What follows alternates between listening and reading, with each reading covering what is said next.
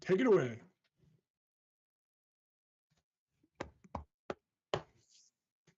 We're good. We're good.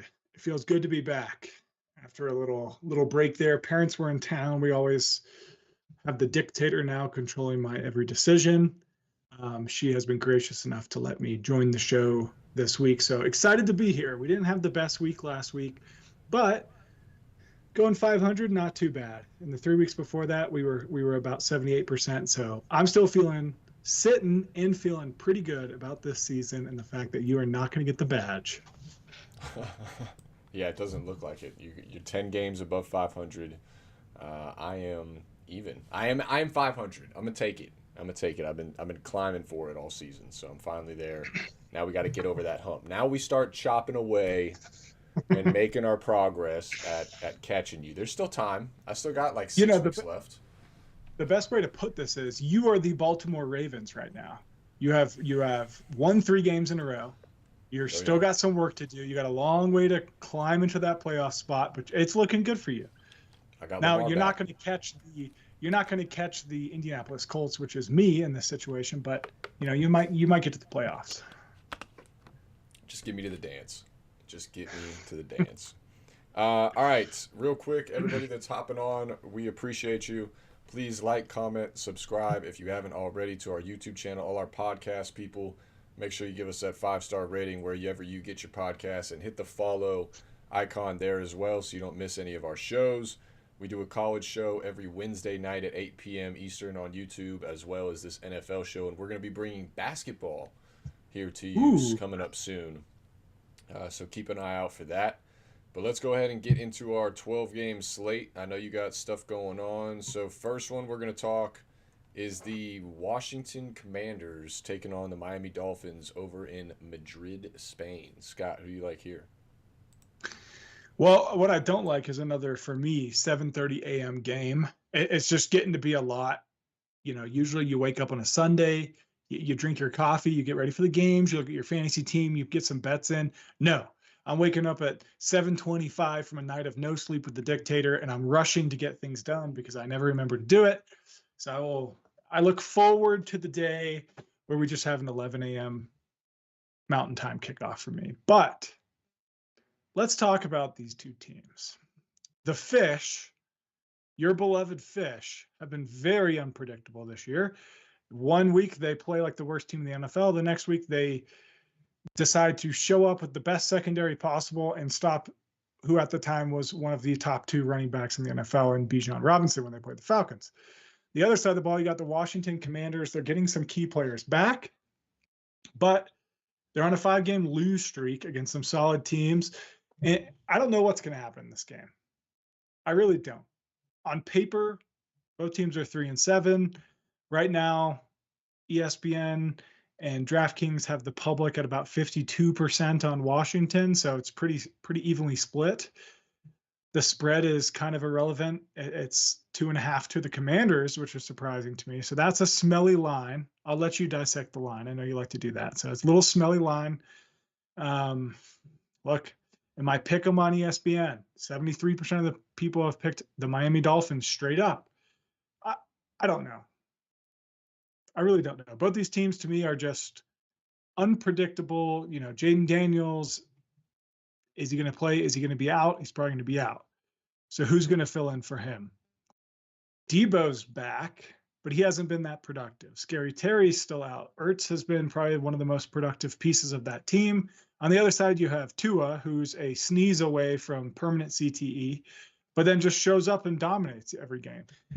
Achane, he's phenomenal. He's going to have a great game. I love his over rushing receiving yards in every single game. He always finds a way to get it done. Waddle's been coming out and playing a lot better.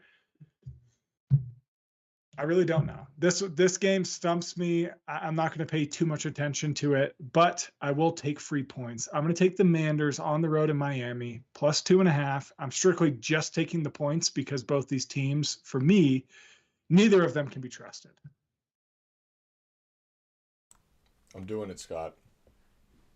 I'm What are you doing it. doing? Give me the Miami Dolphins as the Ooh. favorite to win this Wow. game. It's disgusting. It's probably not going to happen. but I also need to shake things up and make some ground for back the over there. listeners, So we could go back and check. This might be the first time this year someone's taken Miami. Absolutely, I think it is. it is. We've been fading Miami all season. It's been an easy fade for the majority of the season, but Until the all of a Falcons. sudden, they fired the GM. Chris Greer's gone. Now everybody's kind of, it's time to perform. Otherwise, you're probably gone too. Yeah. Hey, the Bills are not a joke. They're a good football team. No, but let's be real. They were the most bet probably public team last week entirely. Fair. Probably destroyed parlays, destroyed survivor picks. Right here. It's if Vegas isn't involved, something, maybe check out some voodoo or something, because I'm just saying. All right. Let's talk about Vegas and voodoo real quick about week 10, because week 10 had a lot of surprising games. Look, Miami beat Buffalo 30-13. And that score being that close, there was a garbage time touchdown by Buffalo. They dominated that entire game. It's ridiculous. Okay? Indianapolis, still a wagon. They found a way to win. The Denver Broncos, let's just say, if they're in a primetime game, don't turn on. It's going to be the most boring thing you've watched. All their games are like 12-7, 9-3. Baltimore might be back, 27-19 win over Minnesota. The Jets, I know they were playing the Browns, but they put up 27 points and they won the game. The New York Jets, who just traded away Sauce and one of their best offensive weapons. Basically, all they had left is Breece Hall. Then we go to Tampa Bay. New England Patriots, they might be the real deal. It's time to recognize they might be the real deal. They got rid of Tom Brady. They won all these Super Bowls, and they get Drake May, they get Vrabel, and they're dominating again. Houston and Jacksonville, both those teams can score points. That's going to be my easy takeaway. The other two big games for me were the Los Angeles Rams are a problem. We said at the beginning of the year they're going to be our sneaky team. They're not sneaky anymore. They're a legitimate problem. Put up 42 points against a decent 49ers defense. Before we get into it, Philadelphia and Green Bay, what a boring game. I can't believe I stayed up to watch. Absolutely boring. I don't know what's going on with Green Bay. Right now, they have just completely fallen off from an offensive perspective. They're just irrelevant now. I don't know what's going on with them.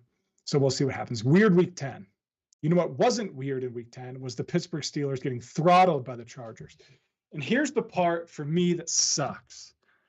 Rodgers played a bad game. He had bad passes early on. He made mistakes.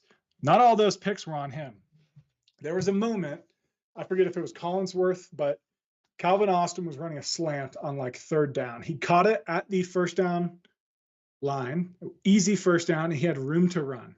Hit him right in the hands, went through his hands, right into the defender's arms for a pick. And they went on a little rant there, the broadcasters, about the Pittsburgh Steelers. We do not, and I've said it before, we have one wide receiver on our team that is worth anything, and that is DK Metcalf. Everyone else is just out there to be a body in a certain formation when we don't run our 3 tight end set. When we run our 3 tight end set, we got Juno out there, we got Pat Freiermuth out there, and we got Darnell Washington, and then DK. Those are our offensive weapons, and Jalen Warren in the backfield. We don't have a receiver, and what did we do? I'm so proud of our general manager, Mike Tomlin, right before the trade deadline, picking up, you want to go get a receiver, right? You want to go get a game changer for the team, and we finally did it. We went out, got it done. Oh, no, we didn't. We hired a 45-year-old Asante Samuel to come solve our problems. Awesome. Great. I just don't get what we're doing as an organization. We needed a wide receiver. We lost 2 wide receivers. I saw we offered Jacoby Myers the same deal he got for moving on, but he chose not to come to us. That happened with multiple receivers that were moving around and being traded. And we just got no one. I don't understand what we're doing. That's my rant for week 10. The Steelers are trash. I beg that we lose out, but we won't. We'll find a way to win 8 games, maybe even 9, and sneak in as a wild card and get absolutely throttled and then get picked 23 and get nobody. Can't wait to do that. You know what we're probably going to do? We're probably going to get picked 23, go to the draft and draft another quarterback. We don't need another quarterback. Let Will Howard develop. We need a receiver or anyone that can play defense in the backfield, any position. That's it. That's all I got. I'm done with the Steelers. The background is gone. It's a blur. It's just we are exactly what I thought we were going to be, but I did have high hopes, and they have been smashed. I mean, it happens to the best of us. It happens to the best of us. But yeah, sorry to put you onto that down that rabbit hole of a tangent, but I am still going to go with the Dolphins money line. I think they're the fair enough. Yes, let's get back team right now. Jaden Daniels is out for the Commanders. They have a lot of injury issues that they're dealing with. You mentioned Debo's probably going to be back, but how effective is he going to be? Dolphins are playing with a little bit of swag right now. Mike McDaniel's going to Madrid, Spain. He's going to be feeling himself. I think the Dolphins are going to come away with the win in this one. All of a sudden, you feel like maybe he is the guy. It's just delaying the inevitable. It's a nightmare. This is just the nightmare continuing. They should have been doing this all year long. Give me the Dolphins to win over in London. Next game we got here, Scott, is the Chargers taking on the Jaguars. Who do you like here in this one?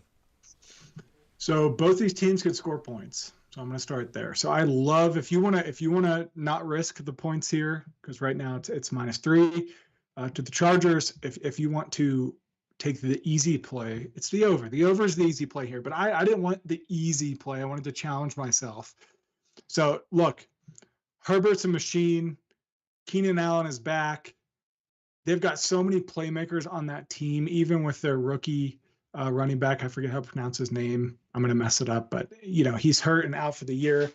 Vidal is in. He's looking good. He was picked up. They got a lot of options from a wide receiver standpoint. They're just a good all-around team. Their defense isn't bad. Now, what Jacksonville can do is pass the ball effectively, and they have offensive weapons. So I'll be curious to see if they can put up points with Los Angeles. The Steelers could have done it. Teams have put up points against the Chargers all year, and Jacksonville gives up a lot of points. So the over here is at 43.5 right now on ESPN bets, which doesn't make any sense to me because this feels like it should be a 48.5 over. So keep that in mind. Something smelly is going on here. Travis Hunter, he had surgery, but he was already going to be out. That should have already been accounted for. So I'm not really sure why it's 43.5 here. It's smelly, because to me, 43.5 could be at halftime. This could be a 21-17 game going into halftime, and you're feeling pretty good about the over. But something smelly. So I'm going to take the Chargers money line. I think they're just the better team right now. They're going to make the long trip to the East Coast. Jacksonville, I just think that it's going to be a close game, but I think the Chargers are going to win. They're going to pull it out. So give me the Chargers money line. Yeah, I'm with you. I'm going to take the Chargers on the money line as well. I'm just not. I'm completely off Trevor Lawrence at this point. He's not the guy. Sell. I think the Jaguars, as well as my Dolphins, made huge mistakes in terms of contracts that they gave their quarterbacks recently. And he just hasn't done anything with it. He continues to turn the ball over. He continues to make poor decisions throwing the football. I just don't trust what this Jaguar team has going on. And last week really did it for me. Go up 19 going into the fourth quarter, and they get outscored by, I think it was 26 points in the fourth quarter to lose by 7 to that Texans team. I mean, you just can't do that. Nope. So I'm with you. I'm going to take the Chargers on the money line. I actually do like the under 43.5 at this one as well for the reason that you said. It's stinky. It doesn't make sense. It should be higher. There's something not right with it. It actually opened up at 44.5 and it's gone down, which kind of reiterates the stinkiness. So that's where I was originally. I was on that under 43.5, but I just can't trust the Jaguars. So give me the Chargers. Hey, bonus pick this week. Let's get a 13th in here. Let's add the over under here, a little bonus head to head, give you a chance to gain an extra point back against me. No, it's okay. Okay. I appreciate it though. All right, next game, game 3. We're gonna go Tampa Bay making the trip to Buffalo. Going to be chilly up there in Buffalo. Getting snow now. Have you gotten snow yet?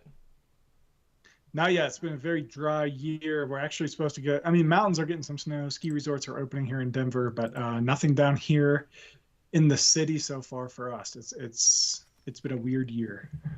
All right. Well, I like the over in this Tampa Bay Buffalo Bills game. Give me the over 47.5. I think there's going to be points. I think Egbuka, I like his props in this one. I think Mayfield has a day. He's got to step it up after last week. That was not a typical Baker Mayfield performance. I think he is going to step it up against this Bills team in this one. I think they find a way to score points. I'm not sure if they find a way to win, though. And same thing for the Bills. Last week was a big, big wake-up call in terms of where they're at. And there's a lot of red flags going on right now with that Bills team. So I do think that they'll be able to find some points, though, on this Tampa Bay defense. Give me the over 47.5. What do you like here, Scott? I kind of love it. Both teams are 6-3. Tampa Bay is 4-1 away. The Bills are 4-1 at home. The Bills are coming off an atrocious loss against Miami. That's a real tough loss for them. They are going to be back at home, ready to go. Josh Allen's going to play lights out. They're going to put points up all over the place. The other side of the ball, to your point, you mentioned it. Baker had an off game. And Buka, hey, shout out to my guy. He's leading me 7-2 right now in fantasy football, basically because of him. He's putting up some points. They're coming off a tough loss against New England, 28-3. But New England's a very good game. That's a tough game they played. They almost won. It's not like the Bills losing to Miami. I think both these quarterbacks are going to come out to play. I might do a parlay, 250 yards apiece, 2 touchdowns, and throw their rushing yards in there for a little 6-piece. Because I think both these offenses are going to come out to play and make a point in this game. I love the over 47.5 here. Either team could win. I think the Bills would win. If you force me to pick, I'm taking the Bills. But 47.5 is my play here as well. I love it. All right, we're moving on here to game 4. We got the Bears making the trip to Minnesota to take on the Vikings. Scott, what do you got here? The Bears. So they are coming off 2 wins, the Bears. They just played in the first snow game of the year. It wasn't a lot of snow, but it was some snow last week against the Giants. The Vikings are coming off a tough loss against the Ravens.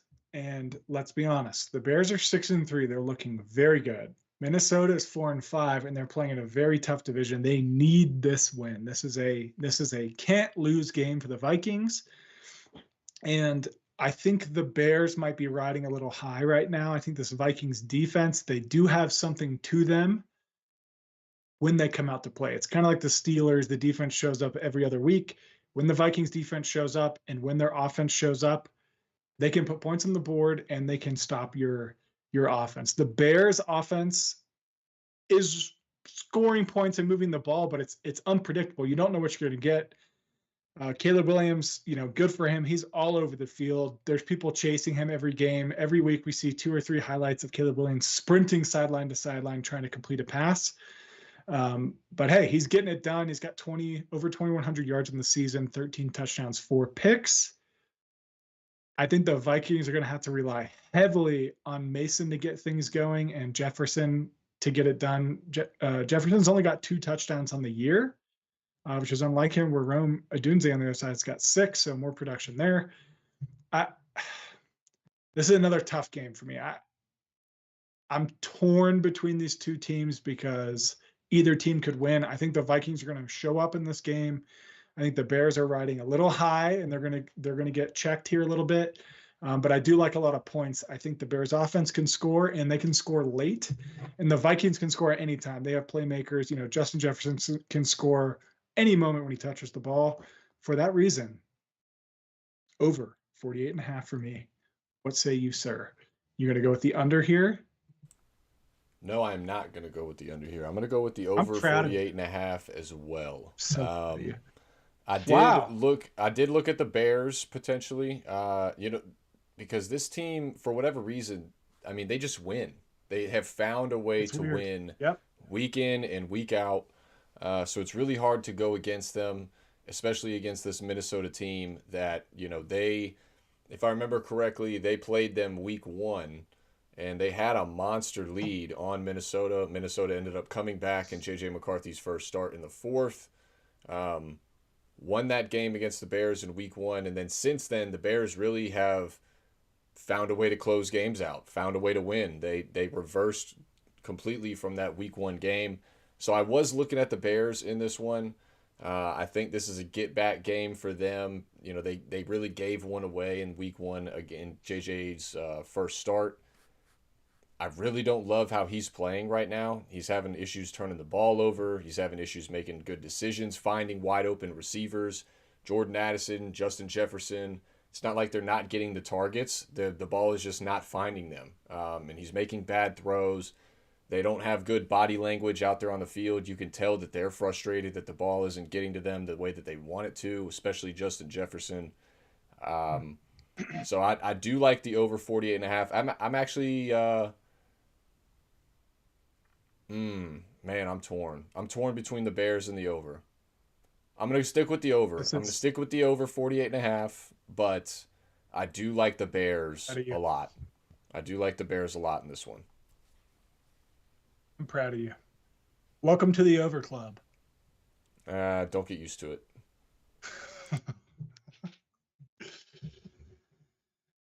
All right. All right, next game we got. It's stinky. It's a stinky one. You're going to love it. Oh, God. The Packers are making the trip to the New York Giants in the Meadowlands. What do you like here? Well, I'll tell you, 3 weeks ago, I'd be taking everything Packers points spread over. It doesn't matter. Packers all day. But what they have done the last 2 weeks against the Panthers. So let's talk about the 3 losses for the Packers this year and how unpredictable they've been. They've beat teams like the Lions, the Commanders, tied the Cowboys, beat the Steelers, and they lost to the Browns in week 3, 13-10. Then they lose to the Panthers 2 games ago, 16-13 in Lambeau, very unlike them. And then they just lost to Philadelphia in the probably one of the more boring Monday Night Football games we've seen in the last few years, 10-7. So they have 0 offensive production the last 2 weeks against sorry teams. And the Panthers and the Eagles, their defense is a little bit better, so I get it. But still, the Packers are supposed to be this juggernaut in the NFC that's making a push towards the playoffs. And yes, they're 5-3. They're going to get there, but I don't know what's going on with them. My sources, the entire Bradley clan, all Packers fans from Green Bay, they are calling for Matt LaFleur's head on a spike. I've seen the chats. It's disgusting. It's brutal what they're saying. They don't like what they're seeing. On the other side of the ball, though, the Giants, we've said it every week, they had a lot going for them. They had Dart out there. They had Cam Scatterboo out there. They had these 2 high-energy players. They were getting things going, and then Scatterboo got injured. They give up 33 points in the fourth quarter to the Broncos. They lose to the Eagles. They get throttled by the 49ers. They lose to the Bears. I will say Jackson Dart coming back against the Bears last week, he looked pretty good. He had 2 rushing touchdowns. He was still productive. He's getting the team going, getting something around the offense to seem exciting to watch what's happening. But now he's questionable. He's hurt. The Giants just fired Dable, so who knows what's, we're going to see something else this week. The Giants are just too unpredictable for me. I know I keep saying it. There's so many teams that are unpredictable this season. They're good, they're bad, they're good, they're bad. I think the Giants, when a coach gets fired, sometimes the locker room rallies, right? They've got nothing to lose. They've got to prove, just kind of like what you said with the Dolphins, right? The Dolphins now, everyone's back is against the wall. Perform or you're gone is the statement. So New York's in the same situation. But the Packers are the Packers. The Packers should dominate this game. But it's scary. I don't like it. 7 points is scary. I'm going to take the Green Bay Packers at -7 with an asterisk. And the asterisk is if the Green Bay Packers do not cover this spread against this Giants team, the Packers are on my shit list for the rest of the year. I'm just done with them. They're a good team that can't perform. That's where I'm at, though. I'm taking the Packers -7. I'm going to be watching this game because if they lose this game, I'm done with the Packers. I'm calling it right now. Done with them. Yeah, this is a gut check game. This is one where I am trusting my gut. Jameis Winston, one of the best quarterbacks in the history of the NFL. I hated him in college. Wasn't a fan, but Eating for W's. obvious reasons, probably. But he is easily one of the best, my favorite quarterbacks in the NFL. I'm very happy that he's getting another chance to start and show what he can do. I think he's going to have something ready for this Packers team. I think he's been chomping at the bit. He's been waiting for this opportunity. He still thinks that he can start in the NFL, and this is his chance to prove it against one of the NFC's. They're supposed to be one of the top teams in the NFC right now. They're sitting at 5-3-1, third in the NFC North, and they got some ground to cover because the Lions are starting to slowly pull away. Vikings, we just talked about them. They're not looking too great. Bears, surprisingly enough, are 6-3. They're the Lions' biggest threat right now. Who would have thought that at the beginning of the year? So for me, though, this Packers team, I've said it all season long. They're fool's gold. They do not look good in games that they are supposed to look great in. They played Cleveland. They lost 13-10. They played the Bengals without Joe Burrow. They barely won that one 27-18 at home in Lambeau. Followed that up with a road trip to the Cardinals and won by 4 points. 2 weeks later, played the Panthers in Lambeau, lost 16-13. And then you talked about at the beginning of the show this last Monday night against the Eagles, lost at home 10-7. Jordan Love is my fantasy quarterback on one of my teams this year. He is atrocious. Yeah, what's your record? He's atrocious. Okay? He cannot be trusted. Their wide receivers have been banged up all year long. For whatever reason, they just stopped feeding Josh Jacobs the ball. Now you got Tucker Kraft on the IR. He's done. Michael Parsons, he had a great season up until the point where they played the Cowboys. And then after that, he kind of just didn't care anymore. Or that's when, the adrenaline wore off and his back issues are really starting to be a problem. I'm not impressed with this Packers team at all. Now there's beef between the kicker and the head coach. You mentioned LaFleur. There apparently is beef between him and McManus because he doesn't talk to his kickers, which as a head coach, how do you not talk to any of your players? There's only so many on the roster. But I'm on the other side. Dable got fired. Locker room's fired up. Locker room can also breathe a little bit. It's a different environment now. There's not so much pressure. Once the head coach gets fired in a season, 9 times out of 10, that season is a wash. It's done. Yep. It's already being packed up, wrapped up, sent away. So now this really gives all these guys a chance to put stuff on tape for next year if they want to go elsewhere, other opportunities. Tyrone Tracy, the running back for the Giants, he started 4 of their 8 games this year until you mentioned Scadaboo took over for him.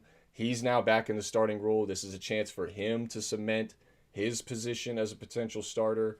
All these guys, Wan'Dale Robinson, that had a great showing with Russell Wilson and then kind of dropped off the map. Their defense, their defensive line, getting after this Packers O-line, which has been terrible. I'm telling you, this one's sketchy. Giants +7, I like it. Give me the power of Jameis at home. Man, the more and more you talk about eating these W's, the more and more I hate my pick. So much. It's Jameis. Look, It's Jameis. What's going to happen is it's a crime. I will say shout out to Ian and Caleb in the group chat earlier because they mentioned that it is a crime that we're not getting Jameis with Malik Neighbors.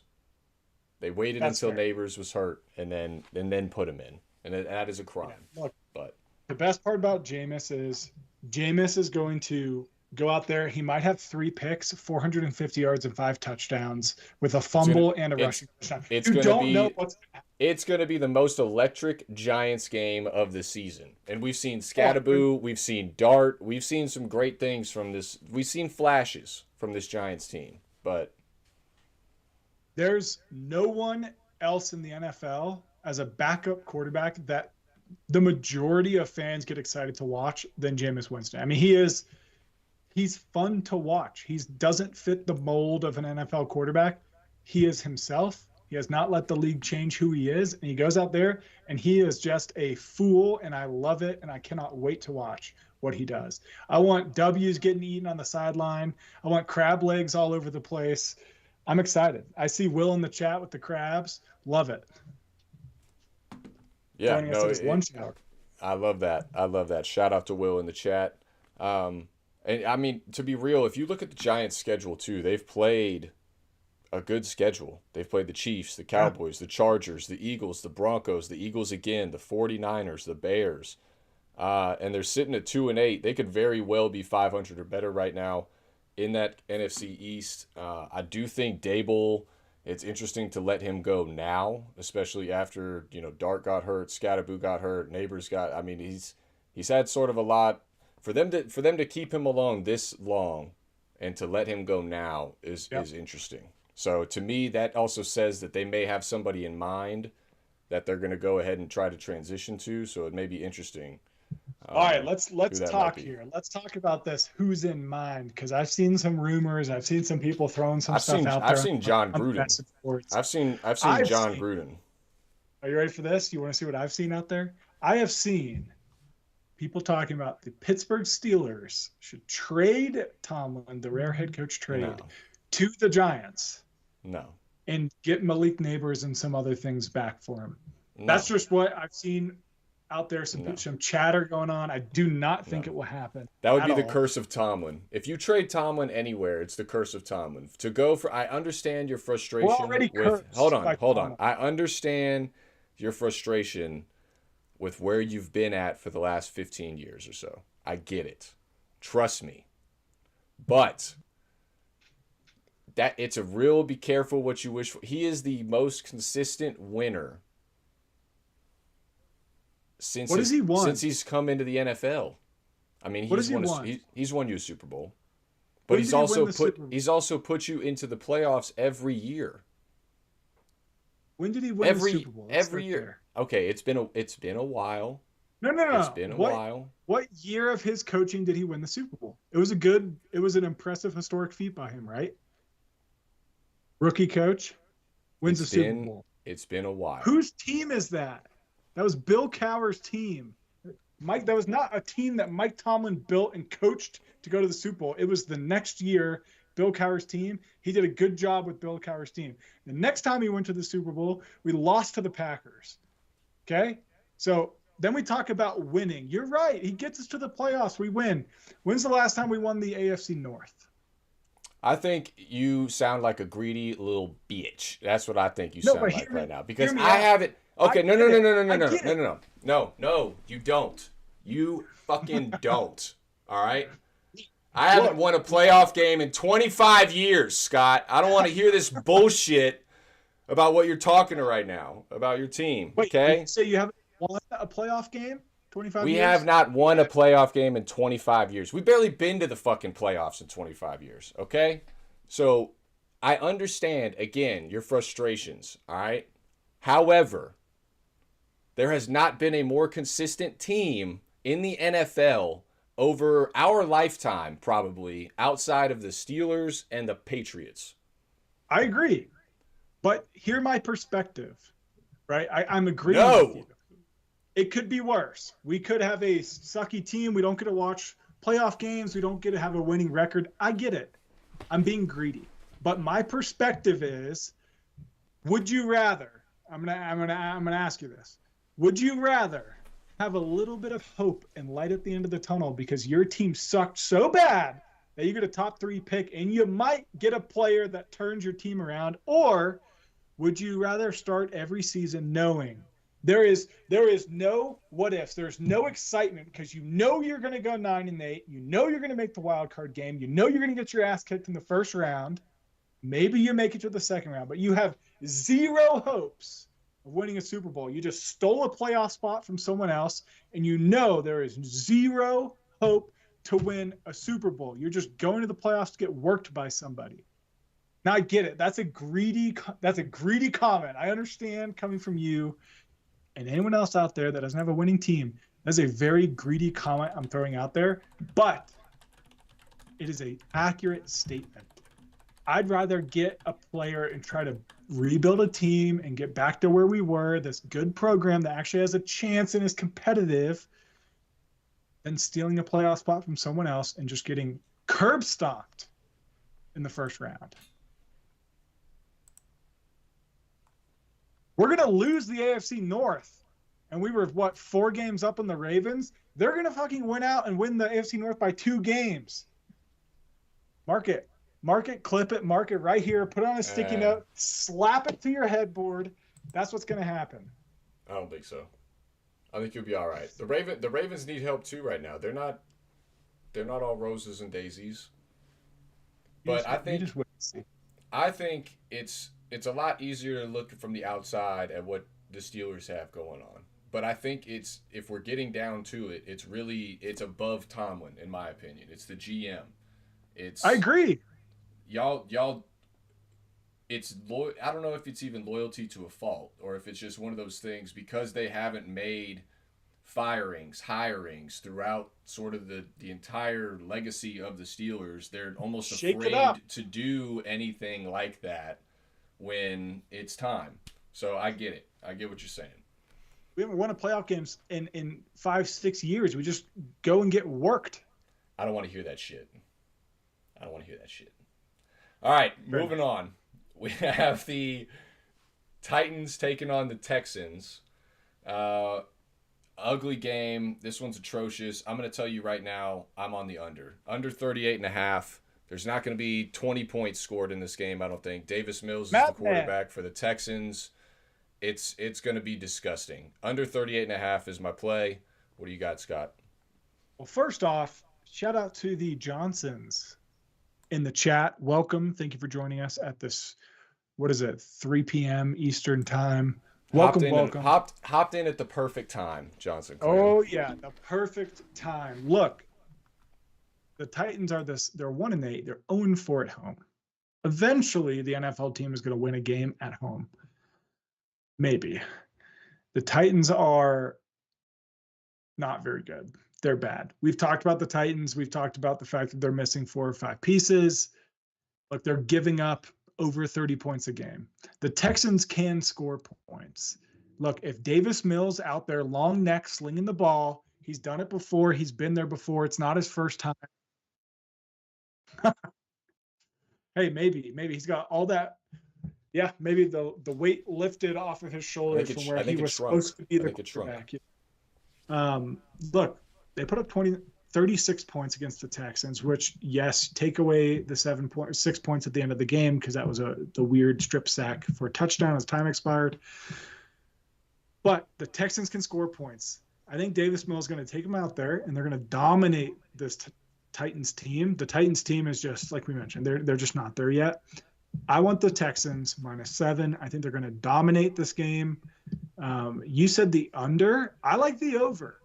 This is another one where I'd give you the opportunity to throw another one out there if you want, a little head-to-head here, Mike, if you want a chance at more points. I'd give you a little head-to-head here. Or you're scared. No. If you're scared, it's fine. No, I mean, we can do whatever you want to do at the end of the day. It's just, it is what it is. But the reason when those numbers, especially in NFL, when the numbers get below 40 and they start creeping into the high 30s, even some low 30s sometimes with some of these matchups or weather conditions or whatever else, injuries, whatever else is going on, it's something to consider, is all I'm saying. The same thing as when the number, the total is sitting at 51, 52, 53. There's a reason that that number is at that number, and all these other it's at 44 or 43 or 46. So 37.5 is ridiculous. Well, to be real though, like think about it. You broke it down pretty well, right? This game could easily be 27-6 Texans, and the under hits in that one, and the Texans get a blowout win on to the next. So I'm just saying, when you see those numbers, those key numbers, when it drops below 40, when it goes above 50, just kind of keep that in the back of your mind that, there is method to the madness when you see those numbers. Yeah, but look at what the teams have been doing. The Titans, for example, for sure. They have Well, not that been okay. All under. right. They've been under 37.5 three times this year. Every other game has been a freaking Okay. blowout. All right. So let's look at what the teams have been doing. The Texans have the number one scoring defense in the entire NFL. They're giving up the second least amount of rushing yards, the fourth least amount passing yards, the number one least amount total yards, and the third best at getting offenses off the field on third down percentage. First time they played this team, they won 26-0 when they played in Houston. Now they're playing in Tennessee. Houston's a dome. Tennessee is outdoors. A little bit chilly right now in Tennessee. A little bit windy. I also like the fact that, excuse me, Davis Mills is the quarterback. C.J. Stroud, proven, can sling it. They've been injured. Nick Chubb just got benched. Woody Marks is going to be the running back. Tank Dell's been hurt for them all year. Joe Mixon has been hurt for them all year. You take away Dalton Schultz out of this Texans offense, they have nothing in terms of production. Sure. So I'm 100% looking at what they're doing lately. Calvin Ridley's been hurt. He hasn't done anything for this Titans offense. They haven't been able to get anything going. And until that fourth quarter collapse last week by the Jaguars, I mean, they were up in that game 29-10 on this Texans team. And then all of a sudden, they just crumbled it away. I'm not so sure that the Texans won that game more so than the Jaguars lost it. So that's why I'm on the under here. But I do think, I'm definitely not getting on the Titans side. There's no way in hell. Absolutely not. Fair. I mean, I don't hate it. I don't disagree with you. I just think the Texans are going to blow this team out. I think the Titans are the worst team in football right now. Well, yeah, absolutely. That I agree with. All right, next game, we got the Panthers taking on the Falcons. Falcons are sitting as a 3.5-point favorite. They're playing in Atlanta in this one. Earlier matchup in the season, Panthers absolutely destroyed them. I think it was 30-0 in Carolina. Absolute terrible game. Kirk Cousins was the quarterback. Michael Penix was hurt. For that reason, Michael Penix is back. Drake London's back for the Falcons. I think that's a big difference. They get Bijan going in this one. Defense is starting to rally a little bit. Give me the Falcons -3.5. Scott, what do you got? I speed it up for you. Couldn't agree more. I think the Falcons need to win this game. They need to dominate this game. Otherwise, their hopes of the division are going to start to dwindle away. This is a revenge game for them. Like you said, 30-0. London is playing lights out. They need to get the ball to Bijan and get some production out of him. They're on a 4-game lose streak, the Falcons are. They need this win. This is a must-win, can't-lose game for them. At home, I'm with you. Falcons all the way. Yeah, I think Raheem Morris is 100% fighting for his job. Depending on how these next probably 3 or 4 games go, he's on the hot seat for sure. All right, next game, we got your game. I'm gonna let you take it, and I'll follow. Bengals making the trip to Pittsburgh. We've heard a little bit about how you feel about the current state of your team. Tell me why you think the Bengals are gonna win. Maybe. I just hate us right now. At home, we usually play pretty well. We want the revenge, right? We lost to them in Cincinnati 33-31 in a thriller. I do think we're going to put up 31 points again. The question comes, is our defense going to show up? I don't understand. It's just, I'm at a loss of words. It's like 1 week. Here's how it goes. 1 week, the offense plays well. The defense plays like shit, right? So then we win a game 34-32. The next week, the offense doesn't show up. The defense plays well, and we lose a game by a touchdown or 3 points. And then the next game, we play a complete game against, for example, the Colts, and we beat a team we had no business beating. And then the next game, the offense doesn't show up, and the defense doesn't show up. We lose 25-10. I don't know. I think we're going to go out here and we're going to score a lot of points against the Bengals. Is our defense going to show up? I don't have a clue, people. I don't have a fucking idea what our team is going to do defensively. But we're at home. I'm still a fan at heart. Give me the Steelers -5.5 because I think we want to go out and beat Cincinnati. Historically, we split all of these series. We really do. It's pretty much 500 the AFC North usually. So I think we're going to win this game by a touchdown. So give me Pittsburgh 5.5. Why not? Yeah, that's 0 expectations. 0 expectations. I'm on the expectations of the over. I like points in this one. I do not expect that defense to do much, but I do expect your offense to do something against that Bengals defense as well. Flacco will be ready to go against y'all. He always is. He'll put up a good fight. Jamar Chase will go for 15 catches probably in this one. Yay. So yeah, wait to just play man on him every single play and not change it once and just let him have 18 catches. Yeah. Give him a good 10, 15-yard break. Yeah, give me the over 48.5 here. I think it's too little points. Next, we got the 49ers taking on the Cardinals. 49ers are sitting as a 3-point favorite. Scott, what do you got? Yeah, the Cardinals, look, Murray's out. The Cardinals, they basically just have McBride.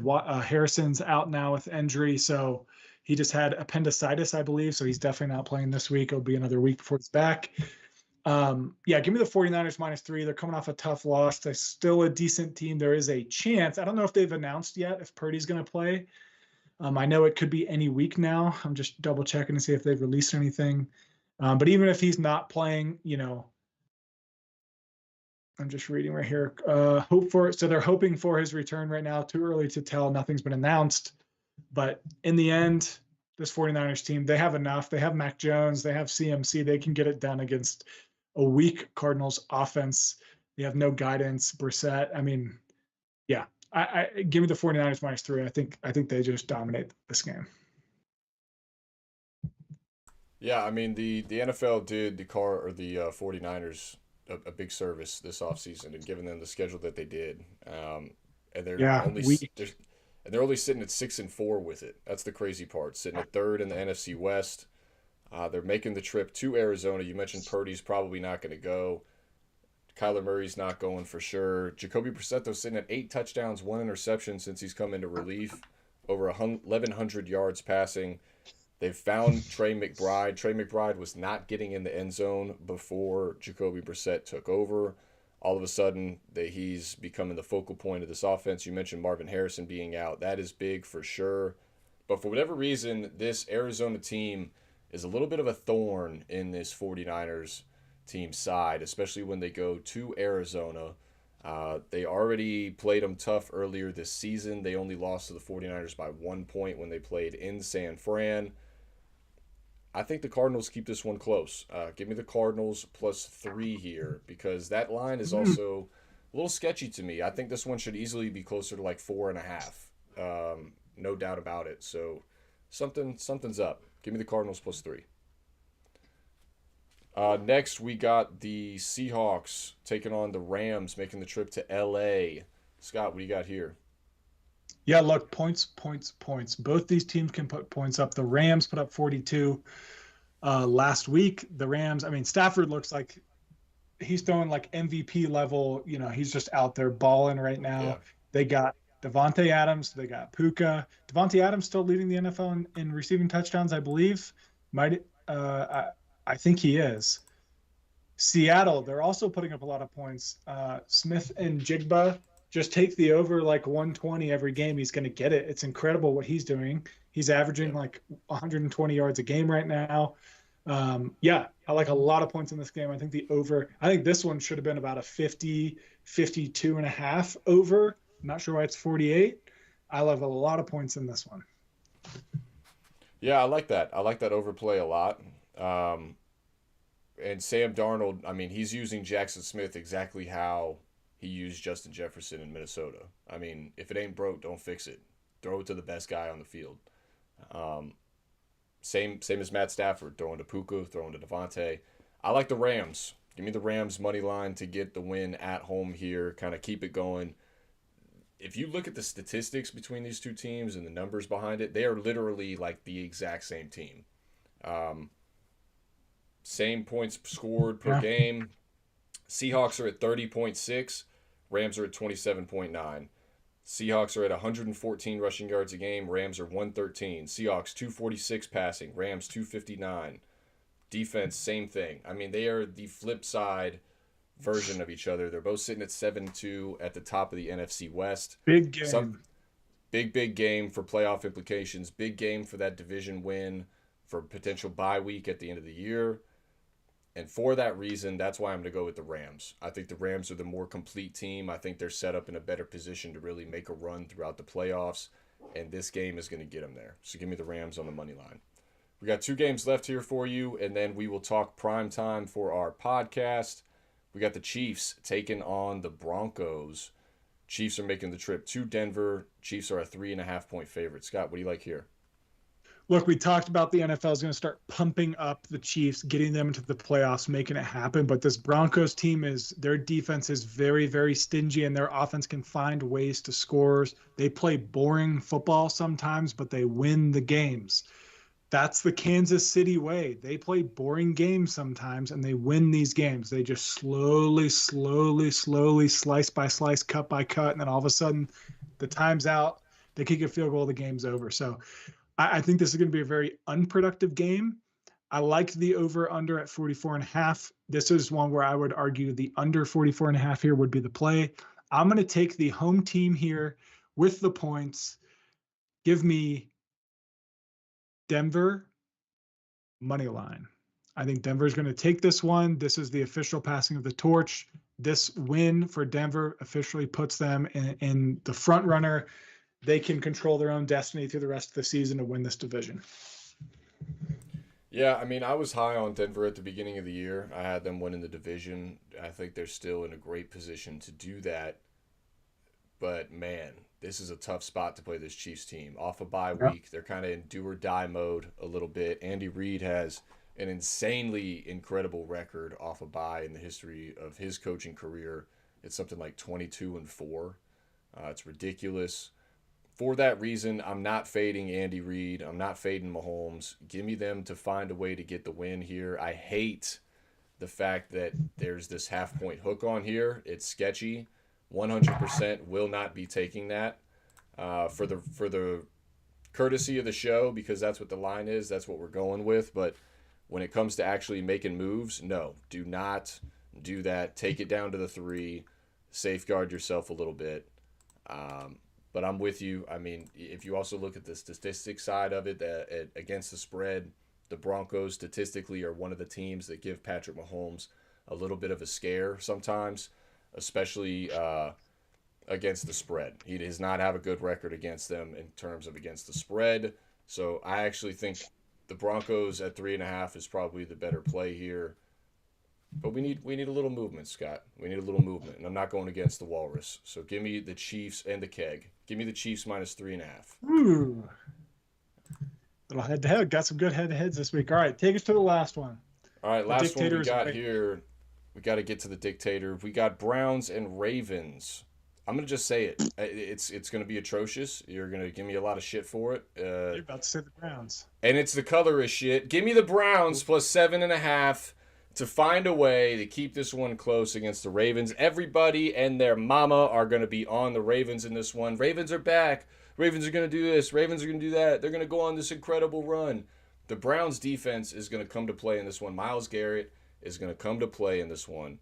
Give me the Browns plus 7.5 to keep it surprisingly close with the Ravens. Do the Ravens probably win and keep doing all the bullshit that everybody's saying they will? Yes, probably. But Browns keep it close. Ravens defense is still trash. The Browns have no offense. The Ravens defense is trash, but the Ravens have an offense. When it comes down to it, Lamar owns the Browns. 41-17 in week 2. I wholeheartedly expect almost the exact same score this week. The Ravens are going to dominate the Browns in Cleveland. It's going to be start to finish. It's going to be long passes to Zay Flowers. It's going to be ground and pound in the second half because they're up by so much with Henry. And then, Myles Garrett's going to come off the edge and try to sack the quarterback. But it's Lamar. He's back. He's mobile. He's going to be gone. I like his rushing in this one. Browns don't stand a chance. Give me the Ravens minus 7.5. Clip it. All right, throwing up the recap. Then we're moving on to our podcast games for the primetime games. I'm on the Dolphins. You're on the Commanders. God, it's gross to say. We're both on the Chargers money line. We're both on the over in the Bucks-Buffalo game. We're both on the over in the Bengals-Vikings game. I'm on the Giants. You're on the Packers. In that one, 7 is the spread. You're on Texans minus 6. I'm on the under in the Texans-Titans game. We're both on the Falcons minus 3.5 at home against the Panthers. I'm on the over 48.5 in the Bengals Steelers. You like the Steelers minus 5.5 in that one. We got a head-to-head in the Cardinals 49ers. You got the 49ers money line. I have the Cardinals +3. I got the Rams money line. You got the over in the Rams Seahawks game at 48.5. We got another head-to-head in the Chiefs Broncos. I got the Chiefs -3.5. You got the Broncos +3.5. Another head-to-head to wrap up the show. I have the Dookie Stain Browns +7.5, and you have the Ravens -7.5. We are going to be talking the prime time slot games here. So Sunday Night Football and Monday Night Football here shortly on the podcast. We got Lions Eagles for Sunday Night Football and Cowboys Raiders for Monday Night Football. So stay tuned for that if you are listening on the podcast. All our YouTube people, we appreciate you watching as usual. Thanks for hopping in for this Thursday afternoon. Everybody in the chat, thank you so much. Make sure to check out Shop CYA as well if you haven't already. Get those assets covered for any of your concert goings or stadium adventures. Get those assets covered, people. Cover them up. Cover them up. Thank you for watching. Please like, comment, subscribe if you haven't already. Good luck this week. We will see you in week 12.